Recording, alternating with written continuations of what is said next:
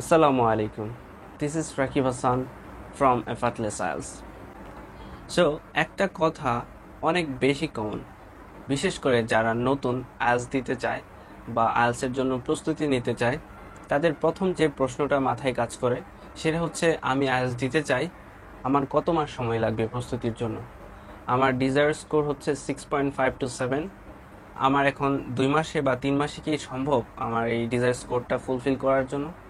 So আজকের ভিডিওতে আমি কথা বলবো, আসলে কি সম্ভব 2 থেকে 3 মাসের মধ্যে 6 থেকে 6.5 বা 7 পাওয়া? আসলে সত্যি কথা বলতে আইএলটিএস এর পরীক্ষা দিতে 1 থেকে 1.5 মাসের প্রিপারেশনের বেশি প্রয়োজন হয় না। কারণ আইএলটিএস এর যে কোশ্চেন প্যাটার্ন, যে ক্রাইটেরিয়া আছে, সেগুলো বোঝার জন্য সর্বোচ্চ 15 থেকে 20 দিন সময় লাগে। আর ওটার উপর প্র্যাকটিস করার জন্য 1 মাসের মতো সময় লাগে। তাহলে অনেকেই দেখা যায় 3 মাস 4 মাস প্র্যাকটিস করেও কেন পারেন না? এর কারণ হচ্ছে তাদের বেসিকে প্রবলেম। আপনার যদি মনে হয় না আপনার বেসিকে প্রবলেম, তাহলে আগে আপনার বেসিকটা ক্লিয়ার করে তারপর আইএলটিএস এর পরীক্ষা দেওয়া উচিত। কারণ এটা নিয়ে অনেকের অনেক ভুল একটা তথ্য থাকে যে আইএলটিএস এর কোচিং করলে বা কারো কাছে প্রাইভেট পড়লে হয়তো আমি 2 থেকে 3 মাসে খুব ভালো ইংলিশে হয়ে যাব এবং তারপর আমি পরীক্ষা দিলে আমার ডিজায়ার স্কোর পাবো। কিন্তু ইনফরমেশনটা সম্পূর্ণ মিথ্যে। কারণ আইএলটিএস এ কোনো ধরনের ইংলিশ শেখানো হয় না। আইএলটিএস এর কোচিংয়ে শেখানো হয় টিপস অ্যান্ড ট্রিক। আপনি কিভাবে সহজেই এই কোশ্চেন প্যাটার্নগুলো ধরতে পারবেন এবং খুব ভালো একটা স্কোর করতে পারবেন, সেই ধরনের স্ট্র্যাটেজি, টিপস, ট্রিক আরও অনেক ধরনের পরামর্শ প্রোভাইড করা হয় কোচিং সেন্টারগুলোতে। কিন্তু আপনার বেসিক যদি ঠিক না থাকে, বেসিক বলতে আমি বোঝাচ্ছি আপনি যখন ইংলিশে কথা বলেন আপনি ফ্লুয়েন্ট কিনা, আপনাকে একটা কোশ্চেন করলে আপনি উইথাউট এনি হেজিটেশন উত্তরটা দিতে পারেন কিনা ইংলিশে, এটা হচ্ছে আপনার বেসিক। আপনাকে যখন একটা এসে লিখতে বলা হয় বা আপনাকে যখন একটা টপিক দেওয়া হয়, আপনি এই টপিকের উপর লিখেন, তখন আপনি কোনো ধরনের হেজিটেশন ফিল করা ছাড়াই গ্রামার বা যে কোনো ধরনের সেন্টেন্স স্ট্রাকচার অ্যাকুরেসি মেনটেন করে লিখতে পারেন কিনা, সেটা হচ্ছে আপনার বেসিক। আপনাকে একটা রিডিং প্যাসেজ দিলে আপনি ঠিকমতো পড়তে পারেন কিনা বুঝে এবং দ্রুত পড়তে পারেন কিনা, সেটা হচ্ছে আপনার বেসিক। আপনাকে একটা লিসেনিং দিলে সেটা আপনি শুনে বুঝতে পারেন কিনা, এগুলো হচ্ছে আপনার বেসিক।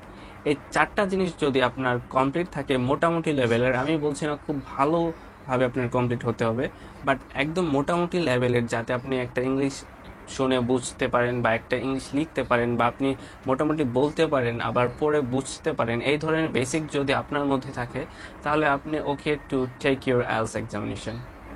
তারপর বলা যাবে আসলে আপনার কয় দিন বা কয় মাস সময় লাগবে। এটা ডিপেন্ড করে আপনার পরিশ্রমের উপর। আপনি একটা পার্টিকুলার দিনে কতটুকু পরিশ্রম করছেন বা কতটুকু পড়াশোনা করছেন, তার উপর ডিপেন্ড করে হচ্ছে আপনার কত সময় লাগবে। বেসিকলি আপনার হাতে যদি সময় থাকে, আপনার যদি বেসিক ক্লিয়ার থাকে, আর যদি প্রতিদিন 6 থেকে 7 ঘন্টার মতো পড়তে পারেন, তাহলে আমার মনে হয় না 1 মাসের বেশি সময় লাগবে আপনার আইএলটিএস একটা ডিজায়ার স্কোর করার জন্য। আপনার কারেন্ট লেভেল যদি 6 থাকে, সেটাকে 7-এ নেওয়া সম্ভব 1 মাসের মধ্যে। আপনার কারেন্ট লেভেল যদি 7 থাকে, সেটাকে 7, 7.5 থেকে ইভেন 8-এ নেওয়া পসিবল।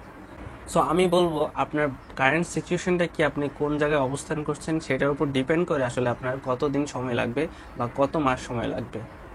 আর এটা কখনোই মাথায় নেওয়া যাবে না আমি 2 থেকে 3 মাসের কোচিং করলে বা আমি প্রিপারেশন নিলে আইএলটিএস এ আমার ডিজায়ার স্কোর পেয়ে যাব, এই ধারণা থেকে আমাদের বের হয়ে আসতে হবে। আইএলটিএস হচ্ছে একটা ল্যাঙ্গুয়েজ টেস্টিং সিস্টেম। এখানে আপনার ভাষার দক্ষতা যাচাই করা হয়, ইংলিশ ভাষার দক্ষতা যাচাই করার ফলেই আপনার এই পরীক্ষাটা নেওয়া হয়। তার মানে আপনি যেটা শিখে আসবেন সেটাই আপনার এখানে প্রমাণ করতে হবে, এখানে এসে শেখার কিছু নেই।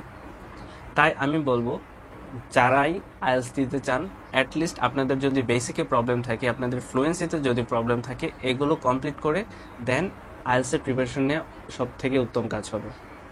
সো ধন্যবাদ, আশা করছি আপনাদের ভিডিওটি কাজে দিবে।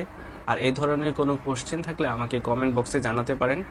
এরকম আরও গুরুত্বপূর্ণ ফার্দার ভিডিও পাওয়ার জন্য আমার পেজটি আপনারা ফলো দিয়ে রাখতে পারেন। টিকটক থেকে দেখলে ফলো করতে পারেন এবং যদি ইউটিউব থেকে দেখে থাকেন তাহলে অবশ্যই সাবস্ক্রাইব করে রাখবেন। ধন্যবাদ, আল্লাহ হাফিজ।